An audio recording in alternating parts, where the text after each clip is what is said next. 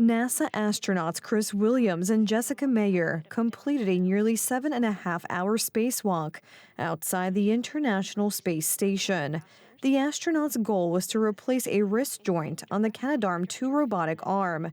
This Canadian-made space powerhouse plays a very important role on the station, as it can lift over 30 metric tons, while using less electricity than a kettle. The robotic arm can be manually operated by an astronaut at the controls or programmed to operate automatically. After the astronauts completed the repair, NASA's Mission Control Center in Houston restarted the robot to successfully complete an initial power and communications check with the system. The station's robotic arm malfunctioned due to excessive current draw from the motor, and it was not moving as expected. Repairs to robots such as Canadarm2 are routine after more than 25 years of continuous operation, as the system was designed with component replacement and scheduled maintenance in mind. The faulty connector will be transported to Earth for inspection and repair so that it can be reused in the robotic arm if necessary. This was the second spacewalk of Williams' career and the fifth for Meyer. It was also the 280th spacewalk conducted in support of the assembly, maintenance, and modernization of the International Space Station.